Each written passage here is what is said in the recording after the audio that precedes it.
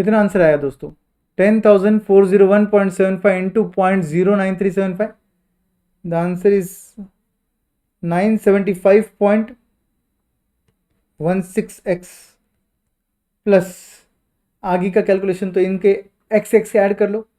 2183.2 plus 5653.125, तो ये आ जाएगा 7836.325 प्लस नंबर एक्स आएगा आगे. अब नंबर ले लो, ये एक्स एक्स ऐड कर लेंगे बाद में अपन. नंबर ले लेते अभी. 34.931 प्लस 10.774. 34.931 प्लस 10.774, 45.705. करेक्ट. आगे ये आंसर्स. फाइनली एक्स का आंसर निकाल लो. आपका वापस से ये जो नंबर है, ये नंबर उधर भेज दो, माइनस कर दो, और ये दोनों एक्स ऐड कर दो. So it will be 139,773.52 minus 45.705. 1,39,727.815 is equal to 975.16x plus 7836.325x is equal to कितना आएगा? 8811.485x. Therefore x value comes to, इसको अगर आप सॉल्व करोगे तो x की वैल्यू आएगी 15.86%. ये किसका है? Term loan. इंटू 1.5 कर लो.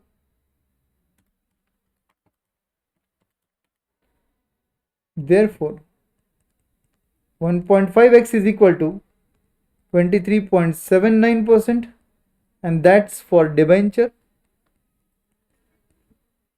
And finally प्रेफरेंस शेयर के लिए 15.86 into 2.25, 2.25x is equal to, इसका आंसर आता है,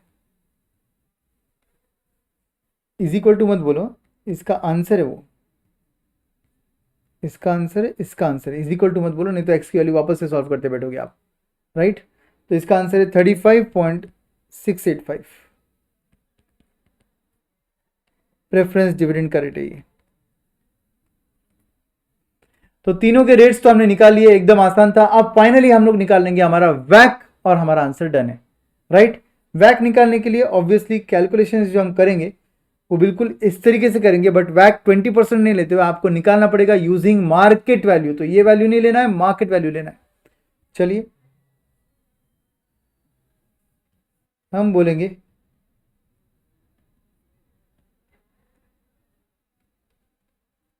कैलकुलेशन ऑफ वैक market value weights.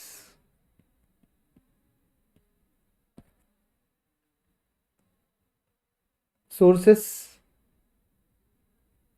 Amount, proportion, individual cost, product. Sources में इक्विटी शेयर कैपिटल लिया जाएगा, रिजर्व एंड सरप्लस नहीं आएगा, मार्केट वैल्यू मेथड है. KR एंड KE दोनों सेम है. तो आप बोलोगे number of shares, number of shares कितने हैं? 25,000 शेयर्स है. पर शेयर वैल्यू कितनी है? 150 रुपीज है. तो आपके टोटल शेयर्स की मार्केट वैल्यू है 37.5 लैक्स. 37.5 लैक्स. उसी की तरह आपको निकालना है बैंक टर्म लोन. निकालने की जरूरत नहीं होती, बैंक टर्म लोन का market value book value same होता है. तो आपके टर्म लोन का वैल्यू आप ले लोगे 10 लैक्स. फिर उसकी जगह आप नेक्स्ट निकालोगे वो है डिबेंचर. डिबेंचर्स की मार्केट वैल्यू कैसी आएगी? Number of debentures. Number of debentures कितने दे रखे? 15,000. 15,000 डिबेंचर्स. पर डिबेंचर करंटली सेलिंग एट 96. तो इसकी वैल्यू आ जाएगी 14.40 लैक्स. एंड लास्ट में preference shares capital. Preference share capital में नंबर ऑफ शेयर्स कितने दे रखे? 20,000. एंड 20,000 इंटू पर शेयर वैल्यू आपको दे रखा है 102, तो इसका वैल्यू आता है 20.4 lakhs.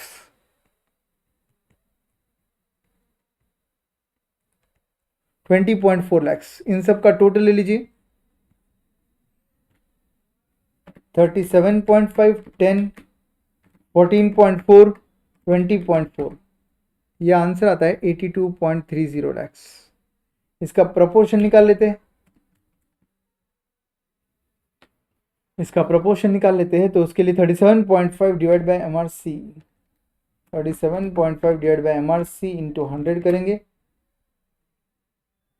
Proportion comes to 45.565, right, that's your proportion. उसके बाद 10 divide by memory recall into 100, इसका प्रपोर्शन आएगा 12.15। Next 14.4 divide by total into 100, 17.496, मतलब 50 ले सकते हैं आप। Then 20.4 divide by total into 100 करोगे, 24.79। ये आपके प्रोपोर्शंस आ गए। इंडिविजुअल कॉस्ट वही रहेंगे जो हमने पहले निकाले थे, 15 यहां पर 15 ही लेना पड़ेगा एक बार। टर्म लोन का कॉस्ट इंडिविजुअल कितना लेंगे, 15.86।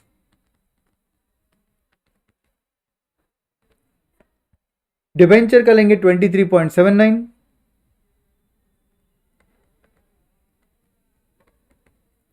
एंड प्रेफरेंस शेयर का लेंगे 35.685।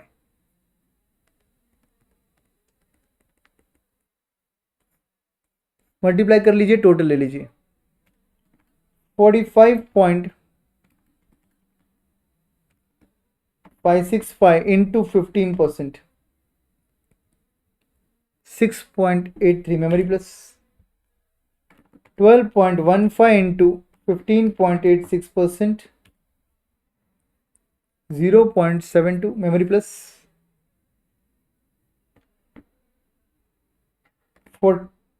17.5 into 23.79% memory plus, 4.16। And lastly 24.79 into 24.79 into 35.685% memory plus, 8.85 memory recall, and your final answer using market value weights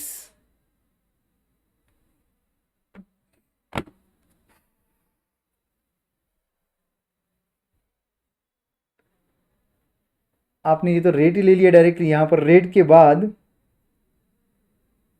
KD के अंदर सब्सटीट्यूशन ही करना भूल गए हम लोग, डायरेक्टली रेट से यहां पर मल्टीप्लाई कर लिया अपन ने, ये गलती हो गया, शिट, ब्लंडर मिस्टेक। ये देखो एग्जाम में एक्सीडेंट पॉइंट भी हो सकता है।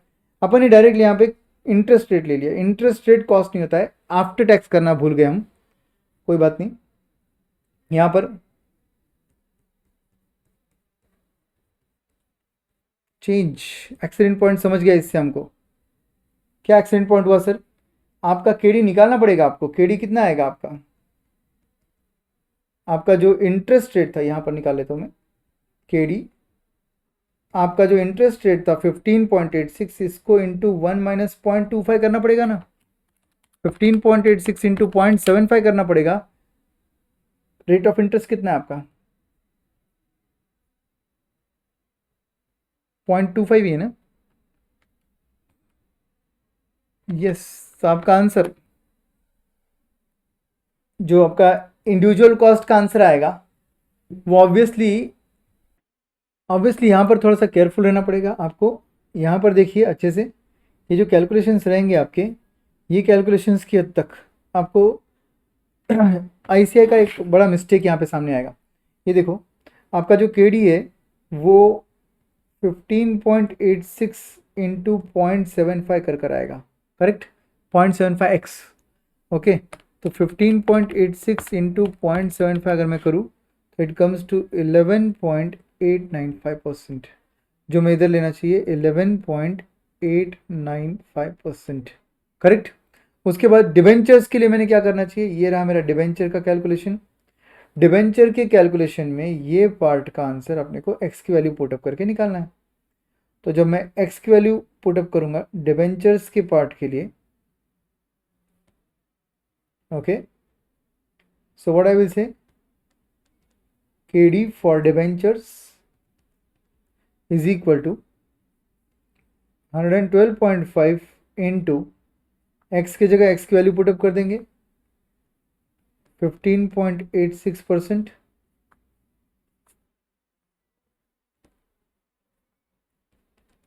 और सॉल्व करेंगे इसको। सो 112.5 into 15.86% plus 1.8 divided by 100.5 into 100, इससे मेरा आंसर आ रहा है 19.54%। तो इधर डिबेंचर के लिए आना चाहिए 19.54%, जबकि इंस्टीट्यूट ने यहाँ पर ये नंबर्स जो है वो कुछ और ही लिए। ओके, एंड लास्ट केस में KP फॉर प्रेफरेंस शेयर्स के लिए हमने फिर से इधर जाना है, ये नंबर्स को कॉपी करना है और इसमें एक्स की वैल्यू पुटअप करके आंसर निकालना है।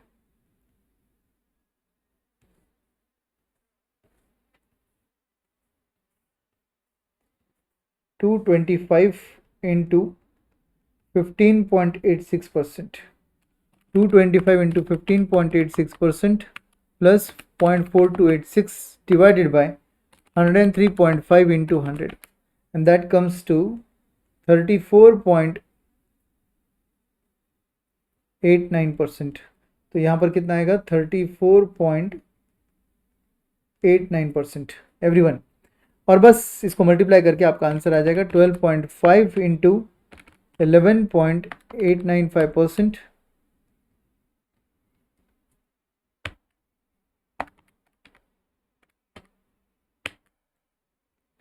then 17.5 into 19.54%, 3.42 memory plus, and 24.79 into 34.89%,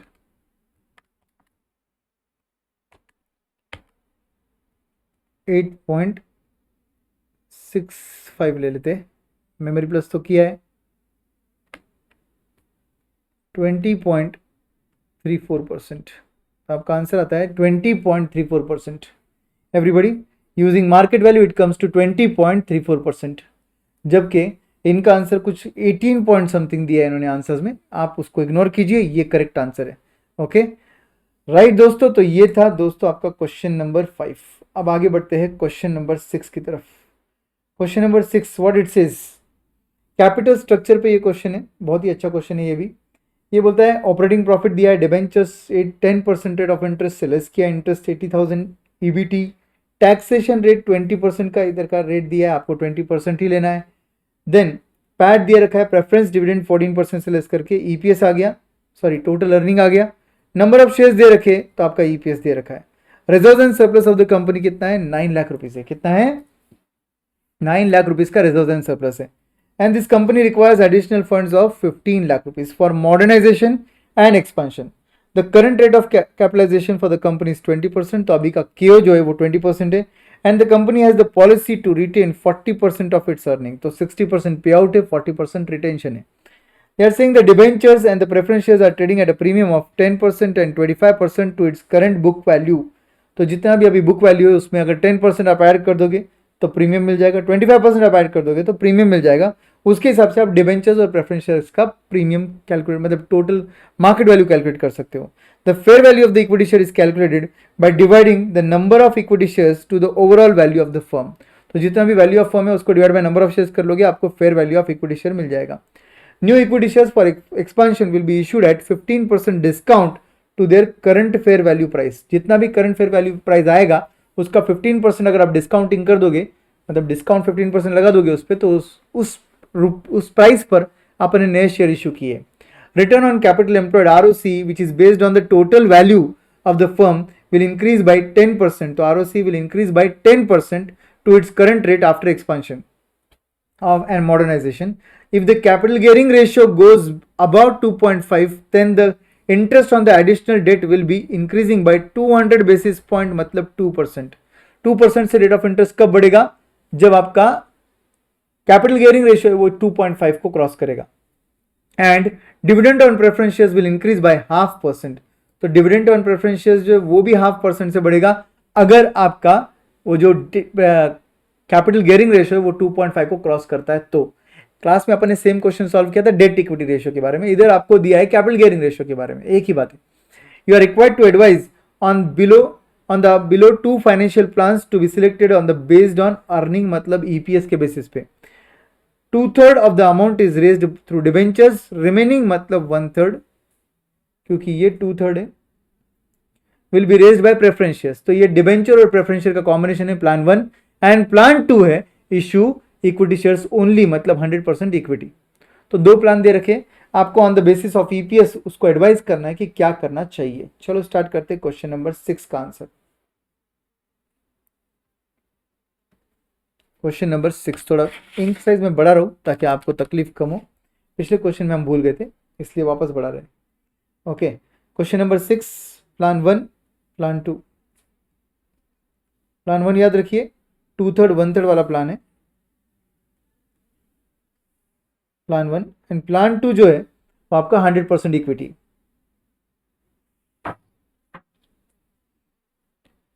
ठीक है, आप सबको पता है फॉर्मेट क्या होता है, ईबीआईटी, जिसके लिए हमको वर्किंग नोट बनानी पड़ेंगे ऑफकोर्स. फिर उसके बाद माइनस करेंगे हम इंटरेस्ट.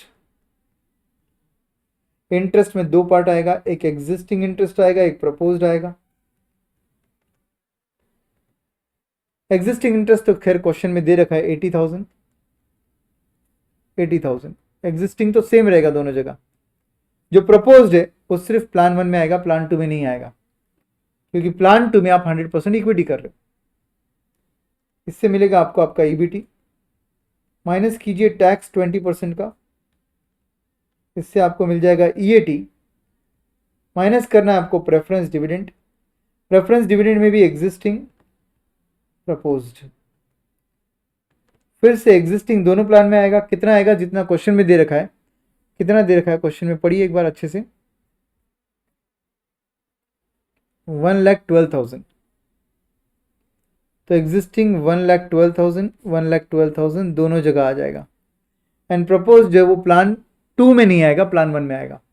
और उसके बाद आपको मिल जाएगा आपका net income. Number of shares में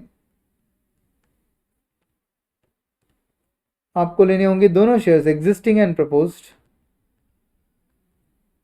एग्जिस्टिंग प्रेफरेंस जो नंबर ऑफ शेयर्स है वो 16,000 है, जो दोनों जगह आएंगे. प्रपोज नंबर ऑफ शेयर्स इधर नहीं आएंगे प्लान 1 में, प्लान 2 में आएंगे, क्योंकि आप प्लान 2 में इक्विटी से पैसा रेस कर रहे हो. एंड फाइनली आपको मिल जाएगा आपका ईपीएस. ये आंसर ऐसे क्लोज हो जाएगा. बट इसके लिए आपको सबसे पहले ढूंढना होगा आपका ईबीआईटी, आपका कैपिटल गियरिंग रेशियो, ताकि आप पूरा सॉल्व कर पाओ इसको. राइट, अब सबसे पहले आपको ईबीआईटी आफ्टर एक्सपांशन निकालना है. तो आपको ईबीआईटी आफ्टर एक्सपांशन निकालने के लिए क्या करना पड़ेगा? ईबीआईटी आफ्टर एक्सपांशन के लिए आपको सबसे पहले कैपिटल एम्प्लॉयड अभी जो है वो देखना पड़ेगा कितना है. आपका कैपिटल एम्प्लॉयड अभी कितना है? अभी का इंटरेस्ट रेट है 10% और 80,000 का आप इंटरेस्ट भर रहे हो, मतलब आपका डिबेंचर्स का वैल्यू 8 लाख रुपीज है. राइट, बट अपन क्या बोलेंगे, value of debt D 80,000 divided by 10%. अभी का वैल्यू 8 लाख है, बट ये लोग बोल रहे 10% प्रीमियम लो, तो प्लस 10% प्रीमियम लेना पड़ेगा आपको. मतलब आपका वैल्यू जो रहेगा वो 8.8 लाख रहेगा. 8.8 लाख रहेगा प्रीमियम के साथ डेट का वैल्यू. बराबर है. फर्म के वैल्यू के अंदर value of debt and value of equity दोनों भी आएगा. अभी आपके पास डेट और इक्विटी दोनों है. प्रेफरेंस शेयर्स है क्या? बस यस, वो भी है. तो आप क्या बोलोगे? Value of preference shares.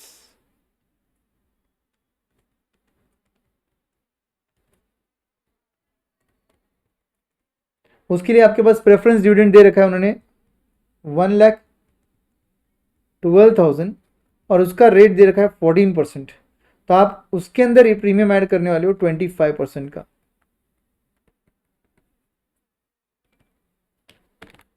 112 divide by 14% plus 25% premium will give you 10 lakh का प्रेफरेंस शेयर्स का वैल्यू, राइट। इक्विटी शेयर्स के लिए क्या करना पड़ेगा, वैल्यू ऑफ इक्विटी शेयर्स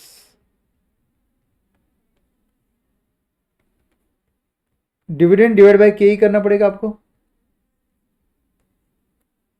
आपका डिविडेंड कितना है, आपका डिविडेंड इस अर्निंग का 40% अगर रिटेन हो रहा है, मतलब 60% पे आउट हो रहा है, तो 3,20,000 इंटू 60% पे आउट डिवाइड बाय आपका के जो है क्वेश्चन में दे रखा है 20% का। Rate of capitalisation for equity is 20%, तो यहां पर लेना पड़ेगा आपको 20%। 3,20,000 का 60% divided by 20%, that gives me 9.6 lakhs। 9.6 lakhs correct. And reserve and surplus कितने के आपके पास, क्वेश्चन में दे रखा है 9 लाख के, तो टोटल वैल्यू ऑफ फर्म कितना आएगा,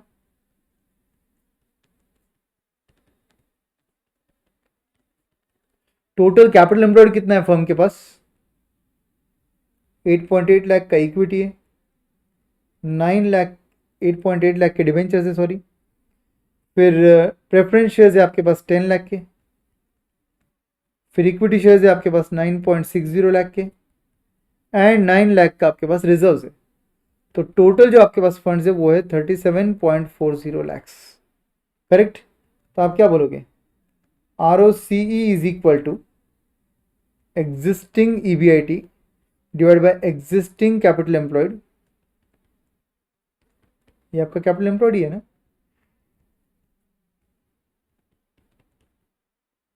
existing EBIT upon existing capital employed into 100।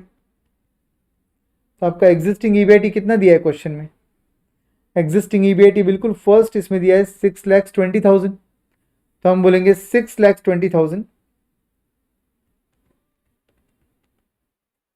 Divided by 37,40,000 into 100, 6.2 divided by 37.4 into 100, आपका एग्जिस्टिंग रेट आता है 16.58%। 16.58% ये आपका एग्जिस्टिंग रेट आता है, राइट एवरीवन। अब एक्सपांशन के बाद हम 10% और कमाएंगे ऐसा बोला उन्होंने, देयरफॉर आप बोलोगे ROCE after expansion 16.58 plus 10% which comes to 18.24%। 18.24%, 235 मतलब 24%, ये आ गया आपका ROCE आफ्टर एक्सपांशन। अब आप बोलोगे capital employed after expansion 37.4 lakhs plus expansion आपका 15 लाख का है, तो this comes to 37.4 plus 15 52.4 lakhs, ये आपके फंड आफ्टर एक्सपांशन रहने वाले। देयरफॉर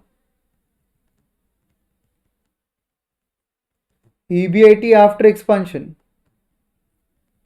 इज इक्वल टू इस अमाउंट पर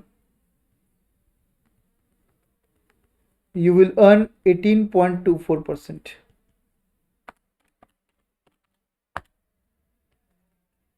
9,55,776, 9,55,776। So this is your EBIT after expansion, मतलब हमारे आंसर की शुरुआत जो होगी वो इससे होगी। अब हमारे आंसर में जो फाइनली नीचे रेट ऑफ इंटरेस्ट आएगा या डिविडेंड ऑन प्रेफरेंशियल्स आएगा वो तो डिपेंड करता है हमारे कैपिटल गियरिंग रेशियो पर। तो इसके लिए मुझे क्या निकालना पड़ेगा, capital gearing ratio after expansion, बराबर है। तो यहां पर आप लिखेंगे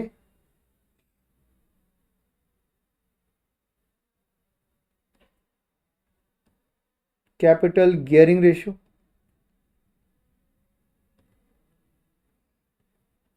आप सबको पता है कैपिटल गियरिंग रेशियो में क्या होता है, कमिटमेंट वाले पैसे जो होते हैं वो ऊपर आते हैं और नॉन कमिटमेंट वाले पैसे डिनोमिनेटर में आते हैं, करेक्ट। तो capital gearing ratio plan 1 plan 2 का अलग आएगा, तो हम प्लान 1 का निकाल रहे हैं अभी।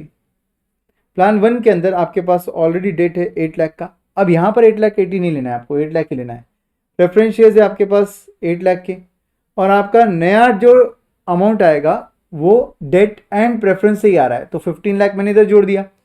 That divided by total capital funds after expansion, capital employed after expansion जो है, sorry not divide by whole amount, but यहाँ पर गियरिंग के आइटम ले लिया अपन, डिवाइड बाय नॉन गियरिंग करेंगे। अब नॉन गियरिंग में कौन सा आएगा, इक्विटी आएगा और रिजर्व्स एंड सरप्लस आएगा। Equity and reserves and surplus का टोटल कितना आएगा दोस्तों, equity and reserves and surplus का टोटल कितना आएगा, आपके पास इक्विटी कितना है, नंबर ऑफ शेयर 16,000 है, पर शेयर वैल्यू 10 है, मतलब 1,60,000, 1.6 लाख का इक्विटी हो गया। रिजर्व एंड सरप्लस आपके पास 9 लाख के हो गए। ये आपका कैपिटल गियरिंग रेशियो है, ये प्लान 1 का है। प्लान 1 का आपका आंसर 8 + 8 + 15 डिवाइडेड बाय 10.6 बोल सकते हैं आप। इससे आपका आंसर 2.92 आ रहा है। 2.92 इज क्रॉसिंग 2.5, यस। इसका मतलब therefore interest rate will be 10 + 2 is equal to 12%, and preference dividend will be 14 + 0.5, that is 14.5, क्योंकि ये 2.5 को क्रॉस हो चुका है, करेक्ट, प्लान 1 में। What about plan 2? प्लान 2 का कैपिटल गियरिंग रेशियो क्या होगा दोस्तों, बोलिए। प्लान 2 का capital gearing ratio will be already existing debt 8 lakh का, और प्रेफरेंस शेयर्स जो है वो भी 8 लाख के एग्जिस्टिंग, बट अब इसको divided by existing share 1.6 lakh के, 9 लाख का रिजर्व्स एग्जिस्टिंग वाला, एंड प्रपोज्ड पैसा इक्विटी से रेज होगा, इसलिए डिनोमिनेटर में आ जाएगा। नॉन गियरिंग आइटम डिनोमिनेटर में आते, गियरिंग आइटम न्यूमिनेटर में आते, तो इसका आंसर तो बहुत ही कम आएगा of course. 15 + 10.6 25.6, 16 divided by 2 25.6 will be only 0.625. 0.625, is it crossing 2.5? No, that means rate of interest यहाँ पर एडिशनल फंड्स का कुछ आएगा ही नहीं, और प्रेफरेंस डिविडेंड का रेट यहाँ पर हम बोलेंगे, प्रेफरेंस डिविडेंड का रेट जो है वो कितना रहेगा,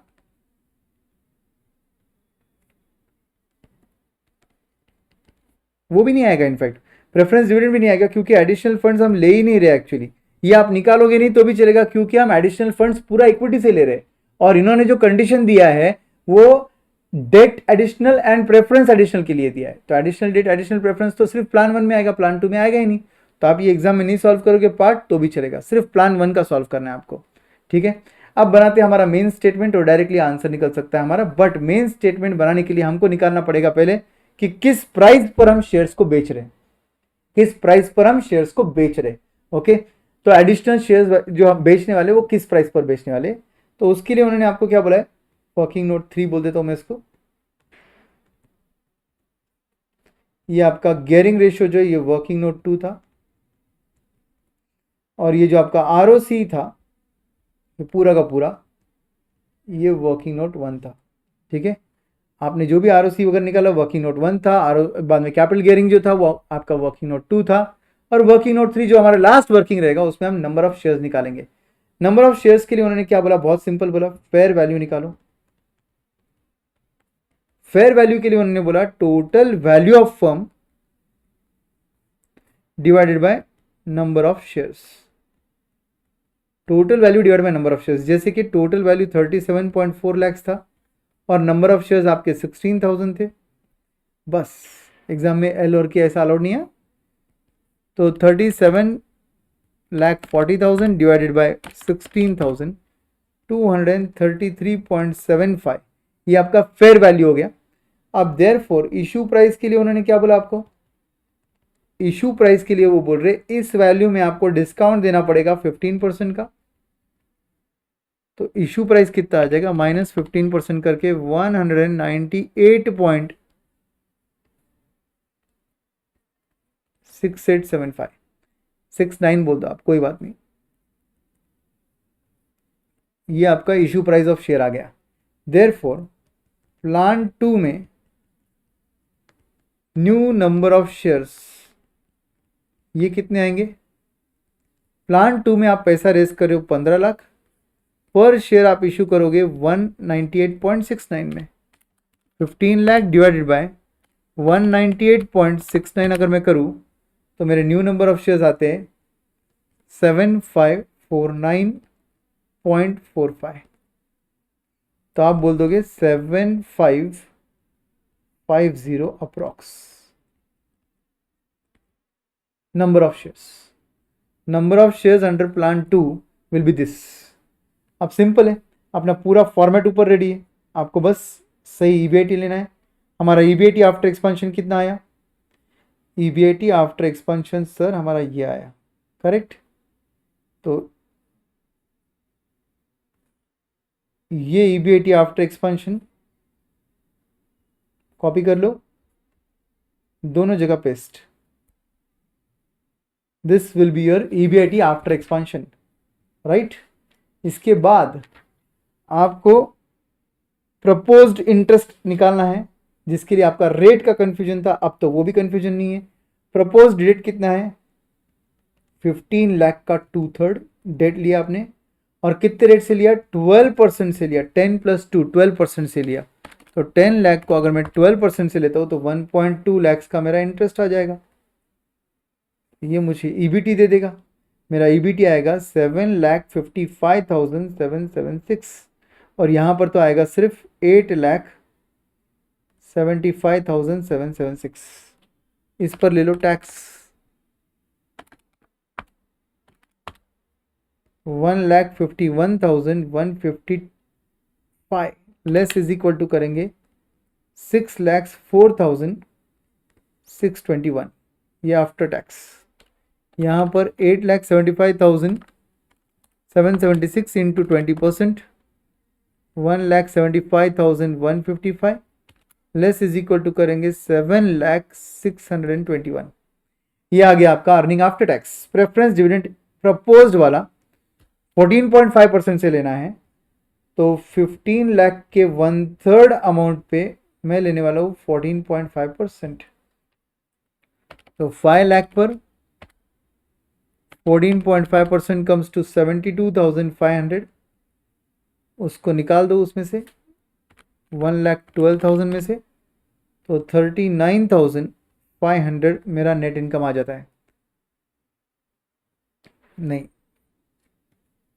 कुछ भी यहाँ पर आएगा, ये अमाउंट में से ये दो अमाउंट लेस करना है, तो 6,04,621 minus 1,12,000 minus 72,500, that comes to 4,20,121, and that should be divided by 16,000 number of shares.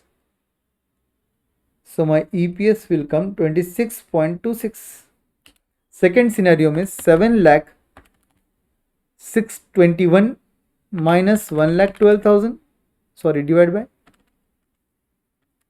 आपको इसके साथ नंबर ऑफ शेयर्स भी देखने ना, तो 7,621 माइनस 1,12,000 करेंगे तो 5,88,621 आता है। न्यू नंबर ऑफ शेयर्स अपन ने निकाले ना वर्किंग नोट 3 में 7,550, तो यहाँ पर आ जाएगा 7,550। तो आपके टोटल नंबर ऑफ शेयर्स ये दोनों का टोटल रहेगा 7,550 प्लस 16,000, 23,550, 23,550। अब आप क्या बोलोगे, 588,621 divided by this is equal to, and this comes to only 24.99, मतलब 25 ले सकते हैं अपन, 25 rupees. This comes only 25 rupees, this is coming 26.26, so any time this plan is more preferred. तो आप क्या बोलोगे, first plan should be preferred, इसलिए आपका कंक्लूजन क्या आएगा, first plan should be preferred. I hope दोस्तों ये पार्ट भी आपको अच्छे से समझ में आया है। ये था दोस्तों आपका MTP का पार्ट 1, क्योंकि आपके MTP ये जो RTP सॉरी आपका आरटीपी इस बार का थोड़ा सा अलग निकाला, थोड़ा सा टफ निकाला, थोड़ा सा हटके निकाला, हमने डिटेल में इसको सॉल्व किया, इसलिए इतना वक्त लग गया। मैं चाहता हूँ कि इसको पार्ट पार्ट में देखो। मैं अगला पार्ट जो है वो कल रिकॉर्ड करके अपलोड करूंगा। मीनवाइल आप आपकी गलतियां जो हुई है सॉल्विंग में वो अच्छे से इवेल्युएट करना, ताकि फाइनल एग्जाम में आपकी गलती ना हो। ठीक है, मिलते हैं पार्ट 2 के लिए soon. Bye bye, see you.